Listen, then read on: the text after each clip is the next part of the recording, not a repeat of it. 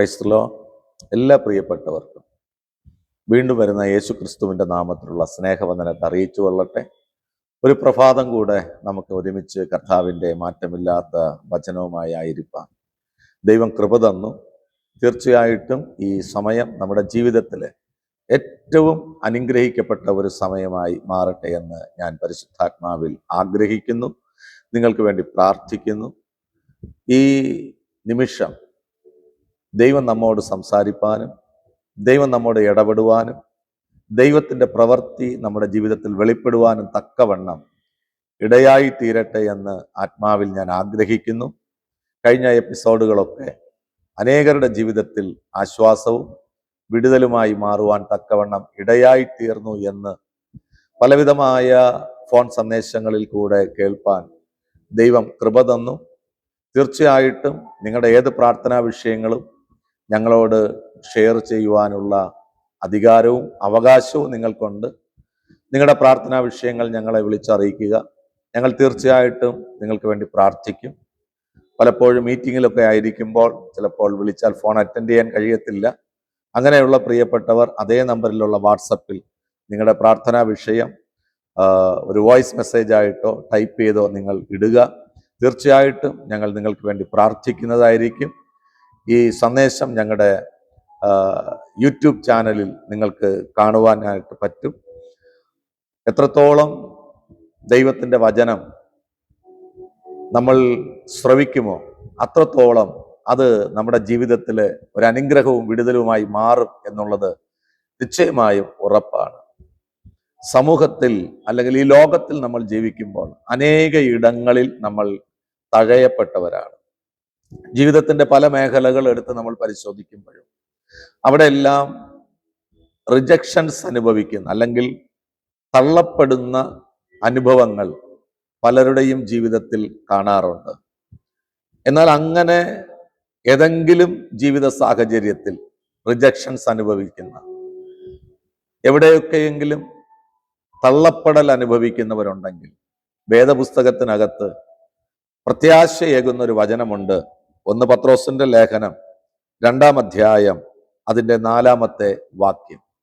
മനുഷ്യർ തള്ളിയതെങ്കിലും ദൈവസന്നിധിയിൽ ശ്രേഷ്ഠവും മാന്യവുമായ ജീവനുള്ള കല്ലായ അവന്റെ അടുക്കൽ വന്നിട്ട് നിങ്ങളും ജീവനുള്ള കല്ലുകൾ എന്ന പോലെ ആത്മീക ഗൃഹമായി യേശുക്രിസ്തു മുഖാന്തിരം ദൈവത്തിന് പ്രസാദമുള്ള ആത്മീക യാഗം കഴിപ്പാൻ തക്കവണ്ണം വിശുദ്ധ പുരോഹിത വർഗമാകേണ്ടതിന് പണിയപ്പെടുന്നു.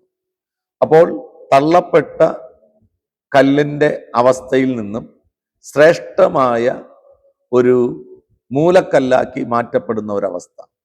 ഇത് യേശുക്രിസ്തുവിനെ കുറിച്ചാണ് അവിടെ രേഖപ്പെടുത്തുന്നത്. താഴോട്ട് നമ്മൾ പഠിക്കുമ്പോൾ അവിടെ കാണുവാൻ കഴിയും സിയോനിൽ ദൈവമിട്ട കല്ല്. എന്നാൽ അത് സിയോനിലെ ജനങ്ങൾ യഹൂദന്മാർ അതിനെ തള്ളിക്കളഞ്ഞു. സ്വന്തത്തിലേക്ക് വന്നവനെ സ്വന്തക്കാർ ഉൾക്കൊള്ളാതെ അതിനെ തള്ളിക്കളഞ്ഞു. അപ്പോൾ ആ തള്ളിക്കളഞ്ഞ കല്ലാകുന്ന ക്രിസ്തുവിനെ ദൈവം മൂലക്കല്ലാക്കി തീർത്ത് ദൈവത്തിന്റെ ആത്മീക ഗൃഹം പണിയുന്നതിനെ കുറിച്ചാണ് ഈ ഭാഗത്ത് രേഖപ്പെടുത്തിയിരിക്കുന്നത്. യേശുക്രിസ്തുവിനെ ഈ ഭൂമിയിലോട്ട് പിതാവായ ദൈവം അയക്കുമ്പോൾ ദൈവത്തിന്റെ വലിയൊരു പദ്ധതിയോടുകൂടിയാണ് അയക്കപ്പെടുന്നത്.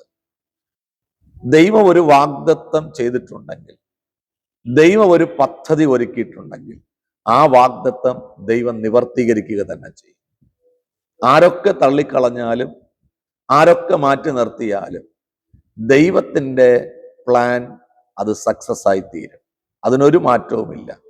ഇവിടെ ദൈവം തൻ്റെ ജനത്തിനു വേണ്ടി, ദൈവത്തിൻ്റെ ജനമെന്ന് പേർ പറയപ്പെട്ട യഹൂദ ഗൃഹങ്ങൾക്ക് വേണ്ടി അയക്കപ്പെട്ട യേശുക്രിസ്തുവാകുന്ന ആ കല്ലിനെ ഇവർ തള്ളിക്കളഞ്ഞു. എന്നാൽ അവർ തള്ളിയപ്പോൾ ആ തള്ളിക്കളഞ്ഞ കല്ലിന് ദൈവശ്രേഷ്ഠതയും മാന്യതയും കൊടുത്ത് അതിനെ മൂലക്കല്ലാക്കി തീർത്തു എന്ന് നമുക്ക് വായിച്ച ഭാഗത്ത് നിന്ന് കാണുവാൻ പറ്റും. അനേകരുടെ ജീവിതം എടുത്ത് പരിശോധിക്കുമ്പോൾ പലയിടങ്ങളിലും തള്ളപ്പെടുന്ന അവസ്ഥ നമുക്ക് കാണുവാൻ പറ്റും. സ്വന്തം ഭവനത്തിനകത്ത് റിജക്ഷൻസ് അനുഭവിക്കുന്നവരുണ്ട്. നമ്മൾ ഈ 1 ശമൂവേലിന്റെ പുസ്തകം 1-ാം അധ്യായം പഠിക്കുമ്പോൾ അവിടെ ഒരു കുടുംബത്തെ കാണുവാൻ പറ്റും. എൽക്കാനയുടെ കുടുംബം. എൽക്കാനയ്ക്ക് അന്ന് 2 ഭാര്യമാരുണ്ടായിരുന്നു. ഒന്ന് ഹന്നയും 2 പെനിന്നയും. അവിടെ എൽക്കാന ഹന്നായെ ഭയങ്കരമായിട്ട് സ്നേഹിക്കുന്നെങ്കിലും തലമുറകൾ ഇല്ലാത്തത് മുഖാന്തിരം പെനിന്നയുടെ നിന്ന പാത്രമായിട്ട് ഹന്ന മാറുന്നത് അവിടെ കാണുവാൻ പറ്റും. ക്രൂരമായ വാക്കുകൾ ഹന്നായ്ക്ക് നേരെ ഉപയോഗിക്കുമ്പോൾ അത് അവളെ മാനസികമായിട്ട് തകർത്ത് കളയുകയാണ്. അങ്ങനെ ഒരു തള്ളപ്പെട്ടൊരവസ്ഥ തൻ്റെ ഭവനത്തിനകത്തുണ്ടായപ്പോൾ അവൾ ആലയത്തിൽ കടന്നു പോകുന്നതും ഹൃദയം ദൈവത്തിന് കൈമാറുന്നതും ഹൃദയം കൊണ്ട് ദൈവത്തോട് സംസാരിക്കുന്നതൊക്കെ നമുക്ക് കാണുവാൻ കഴിയും. അവിടെ ആ തള്ളപ്പെട്ട അവസ്ഥ ഹന്നായെ ദൈവത്തോടു കൂടെ അടുപ്പിക്കുകയാണ്. ഇന്ന് പകൽക്കാലം വളരെ വ്യക്തമായിട്ട് പരിശുദ്ധാത്മാവിൽ ഞാൻ കൈമാറാൻ പ്രിയരെ, മനുഷ്യർ നമ്മെ തള്ളിക്കളയും. എന്നാൽ മനുഷ്യർ നമ്മളെ തള്ളിക്കളയുമ്പോൾ നമ്മൾ ഒരു കാര്യം മനസ്സിലാക്കണം, നമ്മെ തള്ളിക്കളയാത്ത ഒരുവനുണ്ട് എന്നുള്ളത്. ഹന്നായുടെ ഗർഭപാത്രത്തെ ദൈവം അടച്ചു എന്ന് വേദപുസ്തകത്തിൽ കാണാൻ പറ്റും. ആ ഗർഭപാത്രം അടയപ്പെട്ടത് മുഖാന്തിരം ആ ഭവനത്തിനകത്ത് പെനിന്നയിൽ കൂടെ അവൾ അനുഭവിച്ച വേദന, ആ നിന്നിത അവസ്ഥകൾ അവളെ ദൈവത്തോട് കൂടുതൽ അടുപ്പിക്കുകയാണ്. ഹന്ന അനുഭവിച്ച ആ വേദനയ്ക്ക് പകരം വയ്ക്കുവാൻ എൽക്കാനയുടെ വാക്കുകൾക്കായില്ല. കാരണം എൽക്കാന അവിടെ ഹന്നായോട് പറയുന്നത്, നീ എന്തിനു ഭാരപ്പെടുന്നു? 10 മക്കൾക്ക് തുല്യമായിട്ട് ഞാൻ നിനക്കില്ലേ?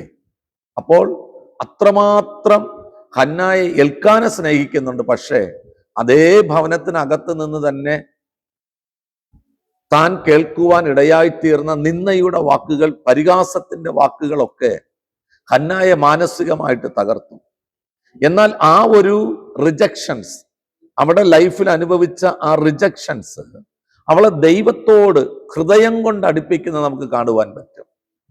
വളരെ വ്യക്തമായിട്ട് പറയാം പ്രിയരെ, നമ്മുടെ ജീവിതത്തിനകത്തുണ്ടാകുന്ന പ്രശ്നങ്ങൾ അത് ദൈവത്തിൽ നിന്ന് അകറ്റുവാനുള്ളതല്ല, അത് ദൈവത്തോട് കൂടുതൽ നമ്മെ അടുപ്പിക്കുവാനുള്ളതാണ്.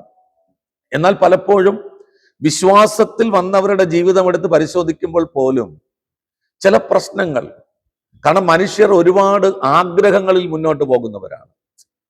ഒരു മനുഷ്യൻ ആഗ്രഹിക്കാത്ത കാര്യമാണ് റിജക്ഷൻസ്. ജീവിതത്തിൽ ഒറ്റപ്പെടുന്ന അവസ്ഥ, ജീവിതത്തിൽ തള്ളപ്പെടുന്ന അവസ്ഥ, ജീവിതത്തിൽ മാറ്റി നിർത്തപ്പെടുന്ന അവസ്ഥ, ഇതൊരിക്കലും ഒരു മനുഷ്യനും ആഗ്രഹിക്കുന്ന കാര്യമല്ല. എല്ലാവരും ആഗ്രഹിക്കുന്നത് എല്ലാവരും എന്നെ അംഗീകരിക്കണമെന്നാണ്, എല്ലാവരും എന്നെ ചേർത്ത് പിടിക്കണമെന്നാണ്, എല്ലാവരും എന്നെ സ്നേഹിക്കണമെന്നാണ്. എന്നാൽ പ്രിയരെ, ബൈബിൾ പഠിക്കുമ്പോൾ വളരെ വ്യക്തമായിട്ട് നമുക്ക് കാണുവാൻ കഴിയുന്ന ഒരു യാഥാർത്ഥ്യമാണ്, ഒരു ഭാഗം നമ്മെ സ്നേഹിക്കുമ്പോൾ ഒരു ഭാഗം നമ്മെ എതിർക്കും. ഈ ഒരു ഭാഗം നമ്മെ സ്നേഹിക്കുന്നതിനും ഒരു ഭാഗം നമ്മെ എതിർക്കുന്നതിനും അവർക്ക് വ്യക്തമായ കാരണങ്ങളുണ്ട്. പക്ഷെ നമ്മൾ ആഗ്രഹിക്കുന്നത് എല്ലാവരാലും നമ്മൾ അംഗീകരിക്കപ്പെടണമെന്നുള്ളതാണ്. ഇവിടെ നിങ്ങൾ നോക്കിക്കൊള്ളണം, ഹന്നായെ സ്നേഹിക്കാൻ ഭർത്താവുണ്ട്. പക്ഷെ എങ്കിലും ആ വീട്ടിനകത്ത് നിന്ന് കേൾക്കുവാൻ ഇടയായിത്തീർന്ന ആ റിജക്ഷന്റെ വാക്കുകൾ അവളെ മനുഷ്യരിൽ നിന്നും ദൈവത്തിങ്കലേക്ക് അടുപ്പിക്കുന്നത് കാണുവാൻ പറ്റും. എന്നാൽ നമ്മുടെയൊക്കെ ജീവിതം എടുത്ത് പരിശോധിക്കുമ്പോൾ പലപ്പോഴും മനുഷ്യരുടെ ഇടപെടൽ മുഖാന്തിരം പലപ്പോഴും ദൈവത്തിൽ നിന്ന് നമ്മൾ അകന്നു പോകുകയാണ്. ഞാൻ ഈ പല കുഞ്ഞുങ്ങളുടെയും ജീവിതം എടുത്ത് പരിശോധിക്കുമ്പോൾ ചില ഞായറാഴ്ചകളിൽ ചില കുഞ്ഞുങ്ങൾ വരാറില്ല ആരാധനയ്ക്ക്. അപ്പോൾ ആരാധനയ്ക്ക് വരാത്തതിന്റെ റീസൺ എന്തെന്ന് ചോദിച്ചാൽ, ഒന്നുകിൽ മാതാപിതാക്കളോട് വഴക്കിടുന്നു, ചില ഭാര്യമാർ ഭർത്താവിനോട് വഴക്കിടുന്നു, ഭർത്താക്കന്മാർ ഭാര്യയോട് വഴക്കിടുന്നു. അപ്പോൾ എന്ത് പ്രശ്നം വീട്ടിനകത്തുണ്ടായാലും അതിൻ്റെ പ്രതിഫലനം വെളിപ്പെടുന്നത് ദൈവത്തിന്റെ അടുക്കലാണ്.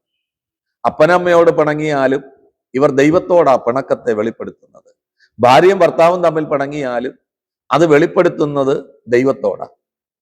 അപ്പോൾ പല പ്രശ്നങ്ങളും പലരെയും ദൈവത്തിൽ നിന്ന് അകറ്റുന്നതായിട്ട് കാണുവാൻ പറ്റും. പക്ഷെ ഒരു കാര്യം നമ്മൾ മനസ്സിലാക്കണം പ്രിയരെ, ജീവിതത്തിൽ പ്രശ്നങ്ങൾ ഉണ്ടാകുമ്പോൾ പ്രശ്നങ്ങൾ നമ്മെ ദൈവത്തോട് അടുപ്പിക്കുന്നതായിരിക്കണം. പ്രശ്നങ്ങളുടെ മധ്യത്തിൽ നമ്മൾ അന്വേഷിച്ച് കണ്ടെത്തേണ്ടത് പ്രശ്നങ്ങളിൽ നിന്ന് നമ്മെ പുറത്തെടുക്കുവാൻ കഴിയുന്ന, പ്രശ്നങ്ങളുടെ മധ്യത്തിൽ നമ്മെ ചേർത്ത് പിടിക്കുവാൻ കഴിയുന്ന, പ്രശ്നങ്ങൾക്ക് പരിഹാരം തരാൻ കഴിയുന്ന ദൈവത്തെയാണ് നമ്മൾ അന്വേഷിച്ച് കണ്ടെത്തേണ്ടത്.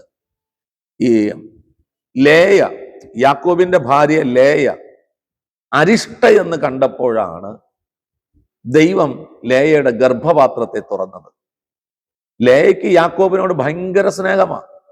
പക്ഷെ തിരിച്ച് യാക്കോബിന് അങ്ങനെ ഒരു സ്നേഹമില്ല.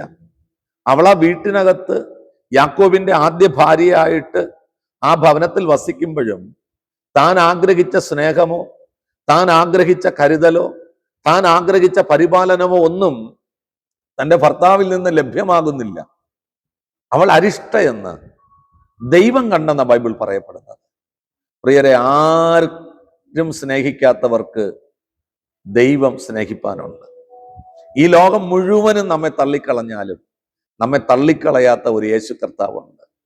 നമ്മുടെയൊക്കെ ജീവിത സാക്ഷ്യമെടുത്ത് പരിശോധിച്ചാൽ, നമ്മുടെ പാസ്റ്റിലോട്ടൊന്ന് പ്രവേശിക്കപ്പെട്ട് കഴിഞ്ഞാൽ നമ്മൾ എവിടെയൊക്കെയോ ജീവിതത്തിൽ തള്ളപ്പെട്ടവരാ പ്രിയരെ, മാറ്റി നിർത്തപ്പെട്ടവരാ. കൃപയാൽ ആ റിജക്ഷൻസ് അനുഭവിച്ച സ്ഥലത്ത് നിന്ന് ഒരിക്കലും നമ്മെ റിജക്റ്റ് ചെയ്യാത്ത ആ ദൈവത്തിന്റെ കൃപാവലയത്തിനകത്തോട്ട് പ്രവേശിപ്പാൻ ദൈവം നമുക്ക് കൃപ തന്നു. ഒന്നുകിൽ ഏതെങ്കിലും ലഹരികൾക്ക് അടിമകളായിട്ട് മാറി, അല്ലെങ്കിൽ ഏതെങ്കിലും സൂയിസൈഡ് ചെയ്ത് മറ്റ് പ്രശ്നങ്ങളിൽ ഇടപെട്ട് പോകേണ്ടവരായിരുന്നു നമ്മളൊക്കെ. പക്ഷേ നമ്മുടെ ജീവിതത്തിനകത്തുണ്ടായ പ്രശ്നങ്ങളുടെ മധ്യത്തിൽ ദൈവത്തോട് അടുപ്പാൻ തക്കവണ്ണമുള്ള ഒരു കൃപ നമ്മുടെ മേൽ വെളിപ്പെട്ടു.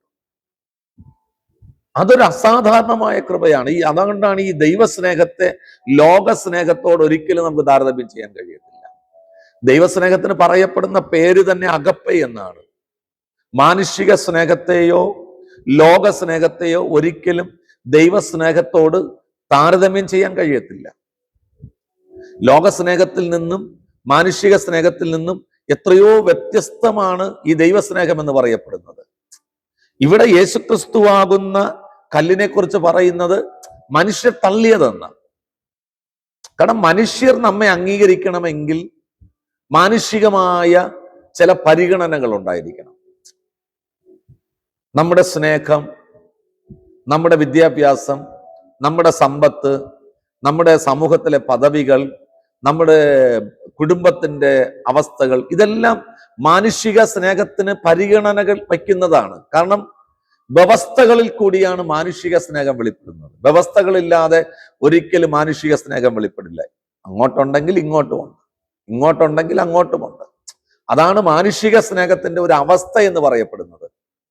അവർക്ക് ഇഷ്ടമുള്ള കാര്യം നമ്മൾ ചെയ്താൽ അവർ നമ്മെ അംഗീകരിക്കും, അവർ നമ്മെ സ്നേഹിക്കും, അവർ നമ്മെ ചേർത്ത് പിടിക്കും. പക്ഷെ അവർക്ക് ഇഷ്ടമില്ലാത്ത ഒരു കാര്യം നമ്മുടെ ജീവിതത്തിൽ സംഭവിക്കുകയാണെങ്കിൽ അതിന്റെ റിസൾട്ട് നേരെ ഓപ്പോസിറ്റ് ആയിരിക്കും. അതുപോലെ അവരുടെ പശ്ചാത്തലത്തിനനുസരിച്ച് നമുക്ക് നിൽക്കുവാൻ കഴിയുമെന്നുണ്ടെങ്കിൽ അവരും നമ്മെ ചേർത്ത് പിടിക്കും, നമ്മെ സമൂഹത്തിൽ അംഗീകരിക്കും. ഇല്ലെങ്കിലോ, വിദ്യാഭ്യാസമുള്ളവൻ അംഗീകരിക്കുന്ന ഒരു കാലഘട്ടമാണിത്. പണമുള്ളവൻ അംഗീകരിക്കുന്ന ഒരു കാലഘട്ടമാണ്. സമൂഹത്തിനകത്ത് വിലയുള്ളവർ അംഗീകരിക്കുന്ന ഒരു കാലഘട്ടമാണ്. എന്നാൽ ഇവിടെ നമ്മൾ മനസ്സിലാക്കേണ്ട ഒരു കാര്യമുണ്ട്. റിജക്റ്റ് ചെയ്യപ്പെടുന്ന ഒരു സമൂഹം നമ്മുടെ മധ്യത്തിലുണ്ട്. പല മേഖലകളിലും ചിലർ സാമ്പത്തികമായിട്ട് തള്ളപ്പെട്ടവരാണ്, ചിലർ വിദ്യാഭ്യാസപരമായി തള്ളപ്പെട്ടവരാണ്, ചിലർ കുടുംബ പശ്ചാത്തലത്തിൽ തള്ളപ്പെട്ടവരാണ്. എന്നാൽ അങ്ങനെ തള്ളപ്പെട്ടവരുടെ ജീവിതത്തിൽ ചേർത്ത് പിടിക്കാൻ കഴിയുന്ന ഒരു നാമമുണ്ട് പ്രിയരെ. ഇന്ന് പകൽക്കാലം ഈ ഒരു ചെറിയ വിഷയം ഞാൻ നിങ്ങളോട് ഷെയർ ചെയ്യുമ്പോൾ എനിക്കൊരു കാര്യം ഉറപ്പാണ്. പലയിടങ്ങളിലും ജീവിതത്തിൽ റിജക്ഷൻ അനുഭവിക്കുന്നവർ എന്നെ കേൾക്കുന്നുണ്ട്. കുടുംബജീവിതത്തിൽ മരണം വേർപിരിക്കുന്നത് വരെ ഒരുമിച്ച് ജീവിക്കുമെന്ന് ദൈവസന്നിധിയിൽ ഉടമ്പടി എടുത്ത് കുടുംബജീവിതത്തിലോട്ട് പ്രവേശിക്കപ്പെട്ട എത്രയോ സഹോദരിമാർ കുടുംബത്തിനകത്ത് തള്ളപ്പെട്ട അവസ്ഥയിൽ ജീവിക്കുന്നു. ആമേൻ.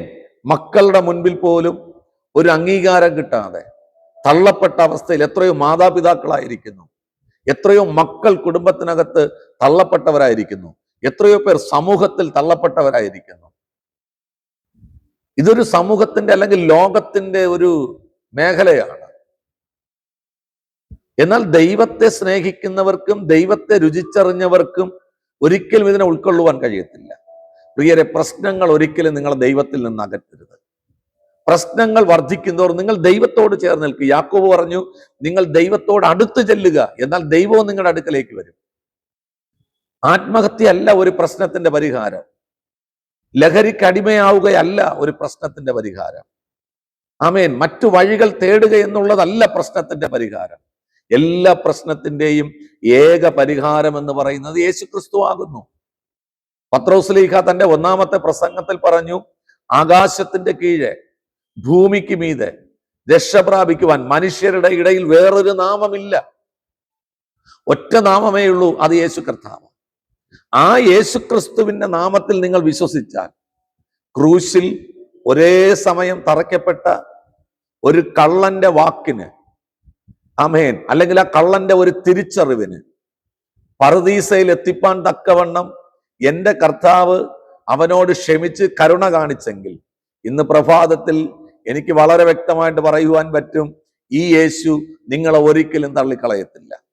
ആമേൻ. കാരണം അവിടെ നമ്മൾ പറയുന്നുണ്ട് പ്രിയരെ, ദൈവസന്നിധി ശ്രേഷ്ഠവും മാന്യതയുമുള്ള ഒരു കല്ലാണ് ക്രിസ്തുവാകുന്ന കല്ല്.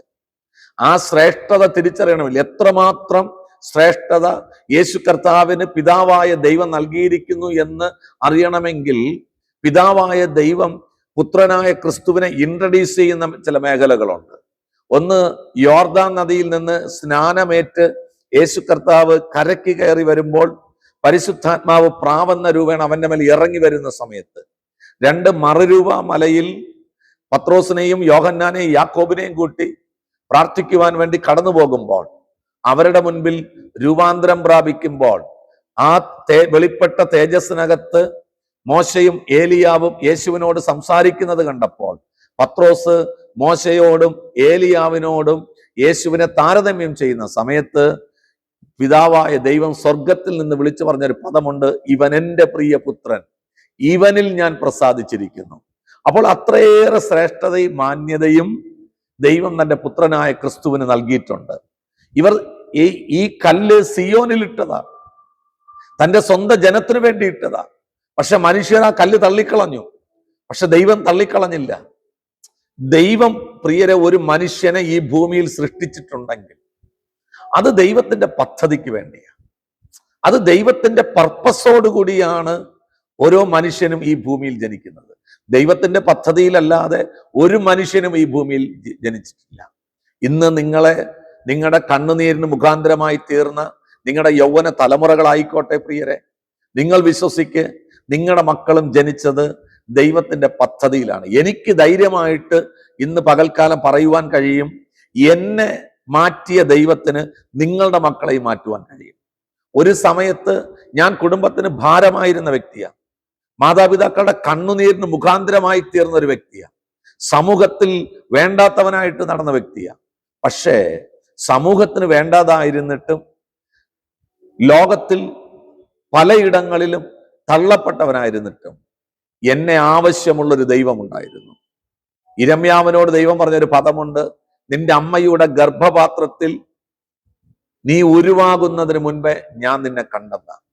രണ്ടാമത് പറഞ്ഞു, നിന്റെ അമ്മയുടെ ഗർഭപാത്രത്തിൽ വച്ചു തന്നെ ഞാൻ നിന്നെ ജാതികളുടെ പ്രവാചകൻ എന്ന് പേർ വിളിച്ചു. അതിന്റെ അർത്ഥം നിങ്ങളെ ഉരുവാക്കുന്നതേ ദൈവത്തിന്റെ പർപ്പസോടുകൂടിയാണ്. എഫെസ്യർക്കെഴുതിയ ലേഖനം 2-ാം അധ്യായം 10-ാം വാക്യം വായിക്കുമ്പോൾ അവിടെ പറയുന്നുണ്ട്, ദൈവം മുന്നമേ ഒരുക്കി വച്ചിരിക്കുന്ന സൽപ്രവർത്തികൾ ചെയ്യുവാൻ തക്കവണ്ണം ദൈവം തന്റെ കൈപ്പണിയായി ക്രിസ്തു യേശുവിൽ നമ്മെ സൃഷ്ടിച്ചിരിക്കുന്നു. അപ്പോൾ ദൈവം തന്റെ കൈപ്പണിയായിട്ട് യേശു ക്രിസ്തുവിൽ നമ്മെ സൃഷ്ടിച്ചത് എന്തിനെന്ന് ചോദിച്ചാൽ, ദൈവം മുന്നമേ ഒരുക്കി വച്ചിരിക്കുന്ന സൽപ്രവർത്തികൾ ചെയ്യുവാൻ. ആ ദൈവം മുന്നമേ കണ്ടിരിക്കുന്ന നാം ഓരോരുത്തരും ദൈവത്തിന്റെ പദ്ധതിക്കകത്തുള്ളവരാണ്. പക്ഷെ പലപ്പോഴും പ്രിയരെ, നമ്മൾ ആ ഒരു തലത്തിലേക്ക് എത്താതെ പോകുന്നതിന്റെ റീസൺ എന്ന് പറയുന്നത് നമ്മളത് തിരിച്ചറിയുന്നില്ല എന്നുള്ളതാണ്. ഇവിടെ യേശു കർത്താവിന് പിതാവായ ദൈവം ഒരു ശ്രേഷ്ഠതയും ഒരു മാന്യതയും കൊടുത്തു. ആ മാന്യത, ദൈവം മാന്യത കൊടുത്ത, ശ്രേഷ്ഠത കൊടുത്ത യേശു ക്രിസ്തുവാകുന്ന ആ മൂലക്കല്ലിന്റെ അടുക്കൽ വരുന്നവനെ നോക്കിക്കൊള്ളണം പ്രിയരെ. ആ ജീവനുള്ള കല്ലായ, ദൈവസന്നിധിയിൽ ശ്രേഷ്ഠവും മാന്യവുമായ ജീവനുള്ള കല്ലായ അവന്റെ അടുക്കൽ വന്നിട്ട് നിങ്ങളും ജീവനുള്ള കല്ലുകൾ എന്ന പോലെ, എന്ന് പറഞ്ഞാൽ യേശു ക്രിസ്തുവിൽ വിശ്വസിക്കുന്ന നിങ്ങൾക്ക്. അതിന്റെ 6-ാം വാക്യം 1 പത്രോസ് 2:6 പറയുന്നു, ഞാൻ ശ്രേഷ്ഠവും മാന്യവുമായ ഒരു കല്ല് സിയോനിൽ ഇടുന്നു, അവനിൽ വിശ്വസിക്കുന്നവൻ ലജ്ജിച്ചു പോകയില്ല എന്ന് തിരുവഴുത്തിൽ കാണുന്നുവല്ലോ. 7-ാം വാക്യം, വിശ്വസിക്കുന്ന നിങ്ങൾക്ക് ആ മാന്യതയുണ്ട്. അപ്പോൾ പിതാവായ ദൈവം വളരെ വ്യക്തമായിട്ട് അവിടെ പറയുന്നുണ്ട്, ഞാൻ സിയോനിൽ ഒരു മാന്യവും ശ്രേഷ്ഠവുമായ ഒരു മൂലക്കല്ലിടുകയാണ്. ആ കല്ലിൽ, ആമേൻ എന്ന് പറഞ്ഞാൽ ആ ക്രിസ്തുവാകുന്ന മൂലക്കല്ലിൽ വിശ്വസിക്കുന്നവൻ ഒരു നാളും ലജ്ജിച്ചു പോകയില്ല. ഹല്ലേലൂയ. റോമൻ സഭയോട് പൗലോസ് അപ്പോസ്തലൻ പറഞ്ഞു, രക്ഷയെക്കുറിച്ച് പറയുമ്പോൾ പറഞ്ഞു, അവനിൽ വിശ്വസിക്കുന്നവർ ഒരു നാളും ലജ്ജിച്ചു പോകത്തില്ലെന്ന്. ഇവിടെ പത്രോസ് എടുത്തു പറയുകയാണ്, സിയോനിൽ ഇട്ട ശ്രേഷ്ഠവും മാന്യവുമായ ക്രിസ്തുവാകുന്ന കല്ലിൽ വിശ്വസിക്കുന്നവർ ഒരു നാളും ലജ്ജിച്ചു പോകത്തില്ല. ആ ക്രിസ്തുവിൽ വിശ്വസിക്കുന്നവർക്ക് അതേ മാന്യതയുണ്ടെന്നാണ് ബൈബിൾ പഠിപ്പിക്കുന്നത്. അപ്പോൾ വീട്ടിൽ തള്ളപ്പെട്ടവരെന്ന് പറഞ്ഞ്, സമൂഹത്തിൽ തള്ളപ്പെട്ടവരെന്ന് പറഞ്ഞ്, സുഹൃത്തുക്കളുടെ മുൻപിൽ തള്ളപ്പെട്ടവരെന്ന് പറഞ്ഞ്, ആമേൻ, സഭയിൽ തള്ളപ്പെട്ടവരെന്ന് പറഞ്ഞ് നിങ്ങൾ മാറിപ്പോകരുത്, നിങ്ങൾ പിന്മാറിപ്പോകരുത്. നിങ്ങൾക്ക് ശ്രേഷ്ഠതയും മാന്യതയും കൽപ്പിക്കുന്ന ഒരു ദൈവമുണ്ട് പ്രിയരെ. യേശുക്രിസ്തുവിലാണോ നിങ്ങൾ വിശ്വസിക്കുന്നത്? ഞാൻ ഒരു കാര്യം പറയാം, ആമേൻ, നമ്മൾ പോകുന്ന ഡിനോമിനേഷനിലല്ല നമ്മൾ വിശ്വസിക്കേണ്ടത്, സഭയിലെ പാസ്റ്ററിലല്ല നമ്മൾ വിശ്വസിക്കേണ്ടത്. അതിന് അതിൻ്റെതായ മാന്യത കൊടുക്കണം, അതിന് അതിൻ്റെതായ ബഹുമാനം കൊടുക്കണം. എന്നാൽ വിശ്വസിക്കേണ്ടത് യേശുക്രിസ്തുവിലാണ്. ഒരു കാര്യം പറയാം, നിങ്ങളുടെ സഭയിലെ പാസ്റ്ററിലാണ് വിശ്വസിക്കുന്നു എങ്കിൽ പാസ്റ്റർക്ക് ഒരു വീഴ്ച പറ്റിയാൽ നിങ്ങളുടെ വിശ്വാസവും നഷ്ടപ്പെടും. നിങ്ങൾ പോകുന്ന ഡിനോമിനേഷനിലാണ് നിങ്ങൾ വിശ്വസിക്കുന്നു എങ്കിൽ ആ ഡിനോമിനേഷനിലെ എല്ലാ പ്രശ്നങ്ങളിലും നിങ്ങൾ കുരുങ്ങിപ്പോകും. ഡിനോമിനേഷനെ നിങ്ങൾ അംഗീകരിക്കണം കേട്ടോ. ഡിനോമിനേഷൻ അതിൻ്റെതായ മാന്യത കൊടുക്കണം. നിങ്ങളുടെ സഭയിലെ പാസ്റ്ററെ നിങ്ങൾ ബഹുമാനിക്കണം, ആ പാസ്റ്ററെ നിങ്ങൾ സ്നേഹിക്കണം, ആ പാസ്റ്റർക്ക് ആവശ്യമായതെല്ലാം നിങ്ങൾ ചെയ്യണം. എന്നാൽ നിങ്ങൾ വിശ്വസിക്കേണ്ടത് യേശു ക്രിസ്തുവിലാണ്. ബൈബിൾ വളരെ വ്യക്തമായിട്ട് പറയുന്നു, എബ്രായ ലേഖനം 12-ാം അധ്യായത്തിൽ പറയുന്നത്, നിങ്ങളുടെ വിശ്വാസത്തിന്റെ നായകനും നിങ്ങളുടെ വിശ്വാസത്തെ പൂർത്തി വരുത്തുന്നവനുമായി യേശുവിനെ നോക്കുക. ഈ പലരുടെയും വിശ്വാസ ജീവിതമൊക്കെ എടുത്ത് പരിശോധിക്കുമ്പോൾ, അല്ലെങ്കിൽ ഈ വിശ്വാസത്തിൽ നിന്ന് വീണുപോയവരുടെ ജീവിതമൊക്കെ എടുത്ത് പരിശോധിക്കുമ്പോൾ പലരും പല പാസ്റ്റർമാരെയും കുറ്റം പറയുന്നത് ഞാൻ കേട്ടിട്ടുണ്ട്. അതിനർത്ഥം എന്തെന്നറിയാം പ്രിയരെ? അവരുടെ വിശ്വാസം ആ പാസ്റ്ററിലായിരുന്നു. ആ പാസ്റ്റർക്ക് ഒരു വീഴ്ച വന്നപ്പോൾ, ആ പാസ്റ്ററിന്റെ ഒരു കുറവ് കണ്ടപ്പോൾ അവരും വിശ്വാസത്തിൽ നിന്ന് മാറിപ്പോയി. എന്നാൽ ബൈബിൾ എഴുതി വെച്ചു, യേശു ക്രിസ്തുവിൽ വിശ്വസിക്കുന്നവർ ഒരു നാൾ തള്ളിപ്പോകത്തില്ല. ഞാൻ ഹന്നായുടെ ഉദാഹരണം പറഞ്ഞു. ഹന്നായുടെ ജീവിതത്തിനകത്ത്, സ്വന്തം ഭവനത്തിനകത്ത് തന്റെ ഭർത്താവിന്റെ മറ്റൊരു ഭാര്യയായ എൽക്കാനയിൽ നിന്ന് റിജക്ഷൻ വന്നപ്പോൾ, അല്ലാതെ നിന്ന അനുഭവിക്കേണ്ടി വന്നപ്പോൾ, അവൾ ദൈവത്തോട് അടുത്തെന്നാണ് പറയപ്പെടുന്നത്.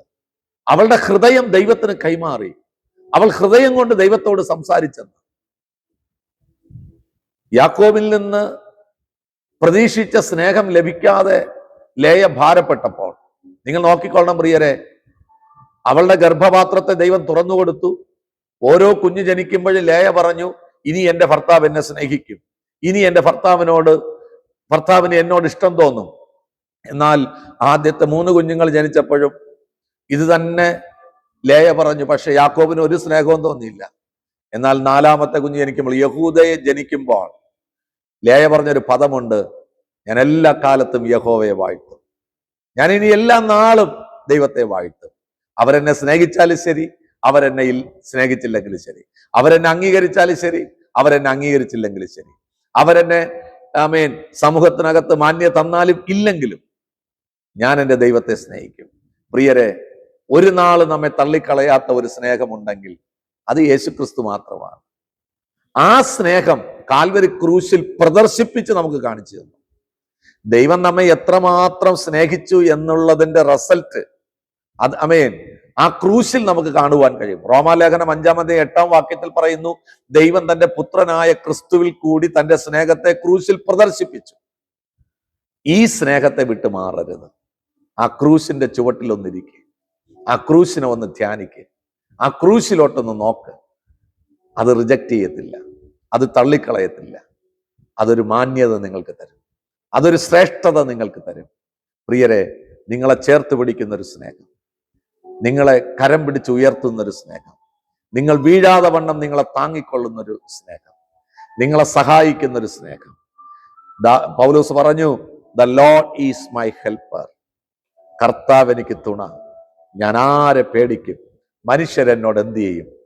ഇന്ന് പകൽക്കാലം ഞാൻ പരിശുദ്ധാത്മാവിൽ ഡിക്ലെയർ ചെയ്യുന്നു, നിങ്ങളെ ദൈവം കരുതും, ദൈവം സ്നേഹിക്കും, ദൈവം പരിപാലിക്കും, നിങ്ങളുടെ മേലുള്ള പദ്ധതികളെ ദൈവം നിവർത്തീകരിക്കും. വിശ്വസിക്കുന്നുണ്ടോ?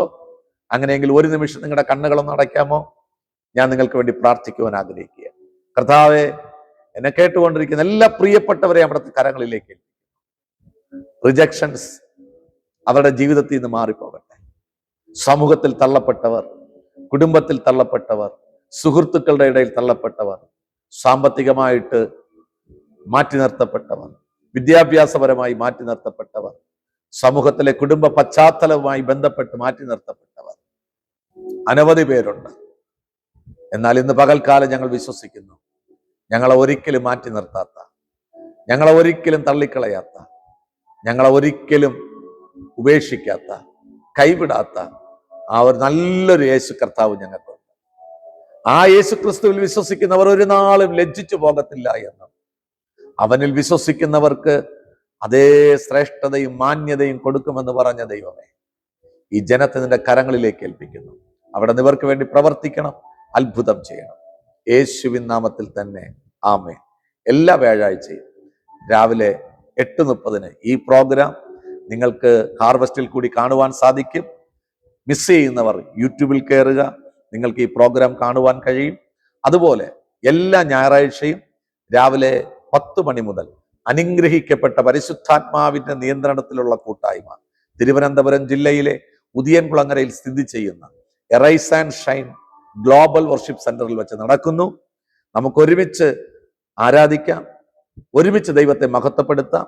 അങ്ങനെ കടന്നു വരുവാൻ ആഗ്രഹിക്കുന്നവർ ഞങ്ങളുടെ ഫോൺ നമ്പറിൽ നിങ്ങൾ കോൺടാക്ട് ചെയ്യുക. ഞങ്ങൾ നിങ്ങൾക്ക് അതിൻ്റെ വിശദീകരണങ്ങൾ നൽകാം. അടുത്ത എപ്പിസോഡിൽ നമ്മൾ ഒരുമിച്ച് കൂടി വരുന്നത് വരെയും ദൈവത്തിന്റെ കൃപാവലയത്തിനകത്ത് മറയ്ക്കപ്പെടുമാറാകട്ടെ. God bless you. God bless U.